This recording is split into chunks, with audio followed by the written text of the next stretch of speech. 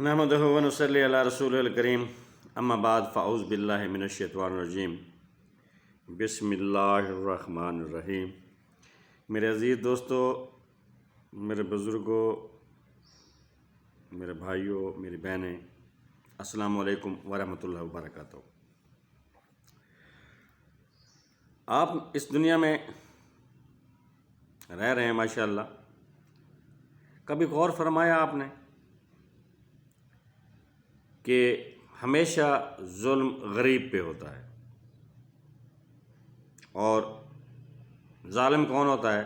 ظلم کرنے والا کون ہوتا ہے؟ امیر ہوتا ہے۔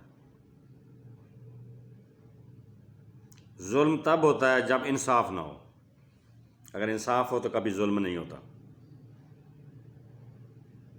انسانیت کا احترام نہ ہو، احساس نہ ہو، تب ظلم ہوتا ہے۔ اور حاکم ہمیشہ محکوم پہ ظلم کرتے ہیں، اور وہ بھی اس وقت ظلم ہوتا ہے، حاکم کا ظلم ہوتا ہے اس وقت محکوم پہ جب آپ کو انصاف نہ مل رہا، آپ کے معاشرے میں انصاف نہ ہو۔ جب بھی انصاف نہیں ہوگا تو غریب کے اوپر امیر ظلم کرے گا، کیونکہ پتہ ہے میرا کسی نے کچھ کرنا نہیں ہے، اور حاکم ہمیشہ محکوم پہ، رعایا پہ، عوام پہ ظلم کرے گا۔ ظلم کی کئی قسمیں ہیں، ضروری نہیں ہے کہ کسی کو مارا جائے، پیٹا جائے، وہی ظلم ہوتا ہے۔ مزدور ہے، اس نے مزدوری کی ہے کسی امیر آدمی کے ہاں، تو اس کو مزدوری کی رقم نہیں دیتا تو یہ ظلم ہے، الٹا اس کو ڈراتا ہے، دھمکاتا ہے، مار پیٹ بھی لیتے ہیں ویسے۔ اسی طرح حاکم ہے تو وہ جناب آج کل جیسے ہو رہا ہے، یہ ظلم ہو رہا ہے عوام پہ، مہنگائی کا اتنا یعنی کہ دباؤ ہے عوام پہ، عوام پریشان ہے، آمدن نہیں ہے۔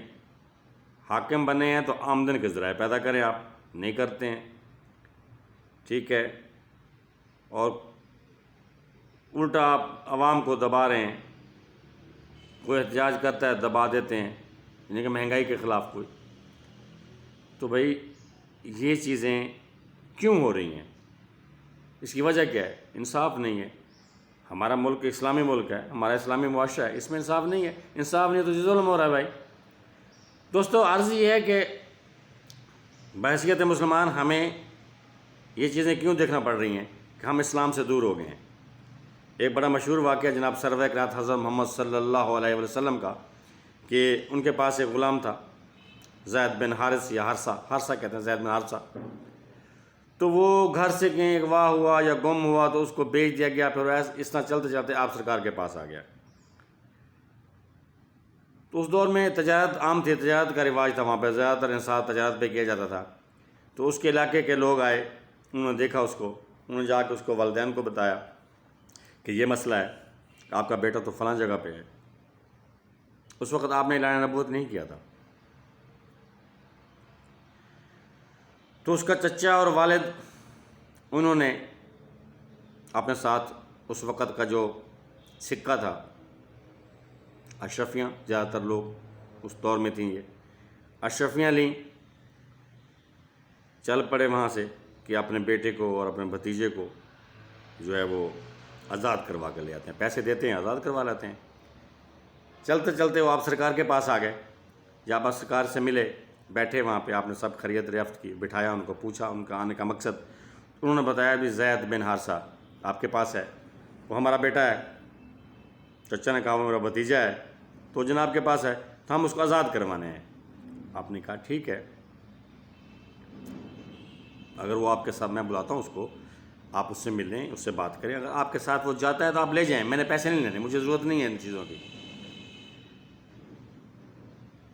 تو وہ جب آپ سرکار نے زید بن حارثہ کو بلایا، زید بن حارثہ جو تھا، یہ بتا دوں، آپ کے گھر کے کام کاج کرتا تھا، یعنی کہ یہ جھاڑو وغیرہ، برتن دھلائی کرنے، اس قسم کے صفائی ستھرائی کا کام کرتا تھا، بچہ تھا اس وقت۔ تو وہ جناب جب بلایا تو آپ سرکار نے فرمایا زید، وہ دیکھو سامنے تمہارا باپ کھڑا ہے، وہ تمہارا چچا کھڑا ہے، جاؤ ان سے ملو۔ وہ گیا، اتنے عرصے کا بچھڑا ہوا تھا، باپ سے گلے سے یعنی کہ گلا دبا کے ملا، وہ چچا سے بھی ایسے پرجوش طریقے سے ملا۔ تو انہوں نے کہا کہ بیٹا ہم آ گئے ہیں، آپ کی جو والدہ ہے وہ رو رو کے اس کی آنکھیں ختم ہو گئی ہیں، تو ہم آپ کو لینے آئے ہیں, آپ چلیں ہمارے ساتھ. اس نے کہا نہیں جی میں نہیں جاتا ہوں. کہا یہ کیا ہے یار, آپ یعنی کہ آزادی کو چھوڑ کے غلامی کو پسند کر رہے ہو. تو اس نے اپنے والد سے کہا کہ آپ کو کیا پتہ, آپ یہاں پہ تھوڑی دیر رہ کے تو دیکھیں کہ یہاں پہ غلام جو ہیں وہ شہزادوں کی طرح رہتے ہیں. تو یہ تھا اس وقت عدل, انصاف اور مساوات, پیار, محبت, رواداری, یہ چیزیں تھیں آپ سرکار کے دور میں.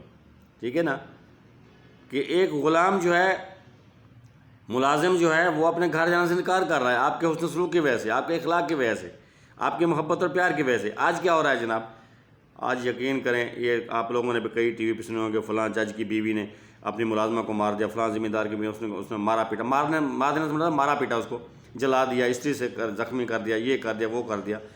بعد میں وہ کیس بھگتے رہے, لیکن وہ کچھ نہیں, وہ ہونا کیا ہے, کچھ غریب لوگ ہوتے ہیں, ملازم جو ہوتے ہیں, ان کو 4 پیسے دیے, بیچارے چپ کر جاتے ہیں, بس کیس ختم ہو جاتا ہے. تو انصاف پھر بھی نہیں ہو رہا جی. خدا کے لیے اپنے معاشرے میں بھائی انصاف لائیں. ٹھیک ہے, اس طریقے سے پیش ہیں جیسے ہمارے سرکار حضرت محمد صلی اللہ علیہ وسلم پیش آتے تھے. ٹھیک ہے, تاکہ لوگ, اس میں کافی چیزیں ایسی ہیں کہ سب سے پہلی بات تو یہ ہے کہ یہ دوریاں جو ہیں ختم ہو جائیں گی, پیار محبت بڑھے گا.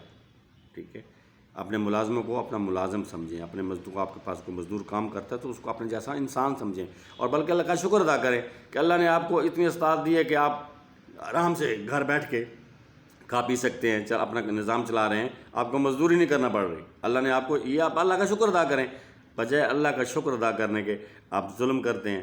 خدا کا خوف کریں. میں دونوں سے, یہ جو امیر طبقہ ہے ان سے بھی اور حاکم طبقہ ان سے بھی, کہ موت برحق ہے, ایک دن مرنا ہے, حساب دینا پڑے گا, گنجائش نہیں ہے اس کی. تو اس طریقے سے رہیں تاکہ یہ ظلم والا نظام ختم ہو جائے. دوستو انشاءاللہ ملاقات کریں گے اگلی ویڈیو میں. اجازت دیں. السلام علیکم ورحمۃ اللہ وبرکاتہ.